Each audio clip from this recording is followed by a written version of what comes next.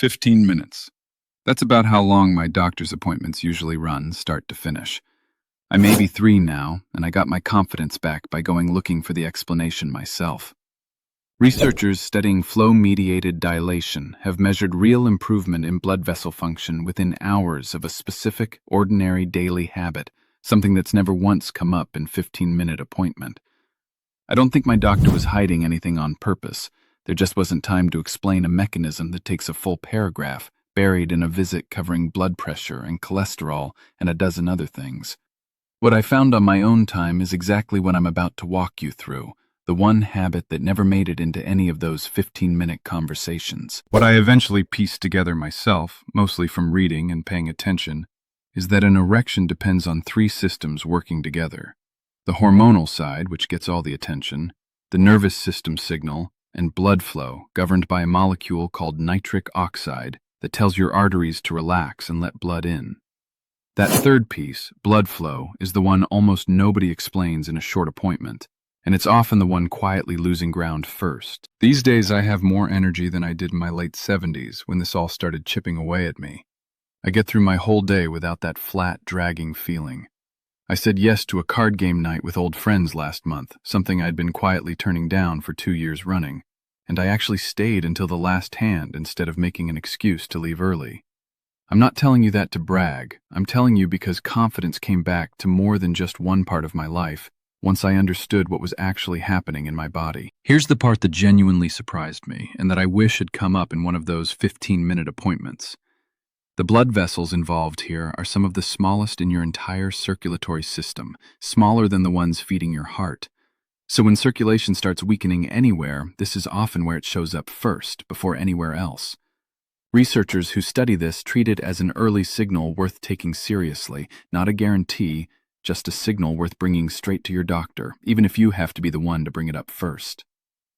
That reframed everything for me. This wasn't some shameful, separate problem.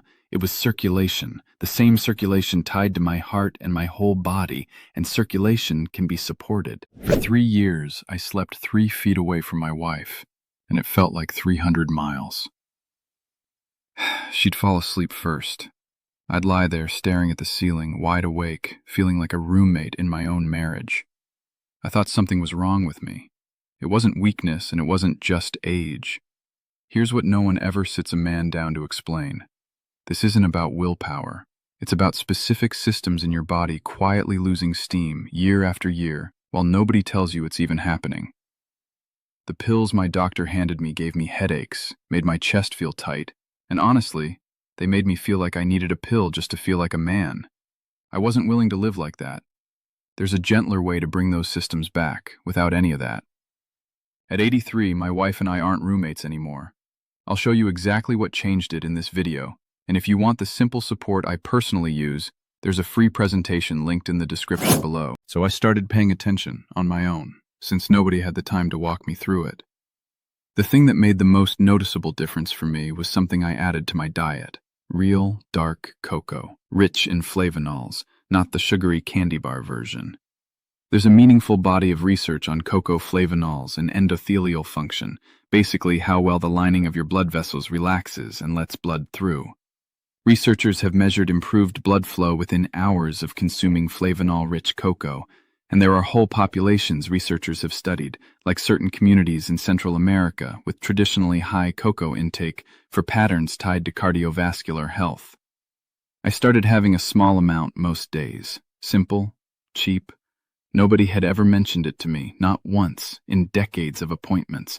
And once I started, I genuinely wondered why. I built it into a system because no single piece does all the work alone. A walk most mornings outside in real daylight, regulating the internal clock that governs hormonal rhythm. Vegetables rich in dietary nitrate, supporting nitric oxide production further. Better sleep, less alcohol. And I made myself actually say yes to things again. Social invitations, small commitments I would have quietly avoided a year earlier, because confidence, I learned, comes back partly by acting like it's already there. That last piece surprised me the most. I'd assumed confidence would return only once the physical side was fully sorted, but it turned out the two fed each other. Showing up to things I'd been avoiding actually accelerated the rest of it, rather than waiting patiently for permission from my own body first. A couple months back, I gave a toast at my granddaughter's wedding. Stood up in front of nearly 100 people without a single nerve in my body, and afterward danced longer than half the younger men in the room. My son pulled me aside and told me he hadn't seen me that relaxed in a crowd in years. That kind of confidence doesn't come from one part of your life working. It spreads once you actually feel like yourself again. I think about a man named Gerald who wrote in after one of these videos, 68, who told me he'd started turning down invitations, social things, family gatherings, because his confidence had taken such a hit he didn't trust himself in any situation anymore. He said understanding the actual mechanism, something concrete instead of a vague shrug, was what got him re-engaged with people again. He told me the first dinner he went to after that felt like stepping back into his own life. I'm not telling you his story as proof that Coco fixed him. I'm telling you because understanding is what got both of us moving again. If you're on medication for blood pressure or your heart, please hear this clearly. Nothing here replaces your treatment, and you should never stop or change a medication on your own. Always mention anything new to your doctor, especially since some natural approaches to nitric oxide can interact with certain heart medications. What I wish someone had told me in one of those 15-minute appointments is that this isn't some hidden conspiracy. It's just a topic that never gets enough time. The mechanism is real, it's explainable, and it's something you can actually act on once you know it. Your erections don't disappear just because you got older. They fade when the systems behind them, blood flow, nitric oxide, hormones, energy, and recovery, slowly stop getting the support they need. Ignore that long enough, and it becomes harder to reverse. That's why I take this concentrated formula every morning. Not one ingredient trying to fix everything, but several working together to support circulation, energy, and drive from the inside out.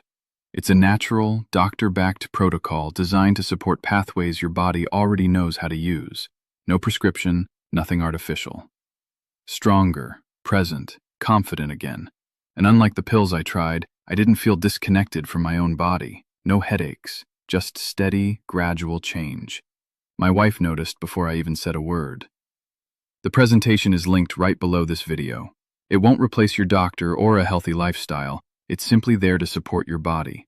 At 83, my wife and I aren't roommates anymore, and it's not too late for you. I think about the man I was, quieter, smaller somehow, carrying a confidence I'd lost without quite knowing why.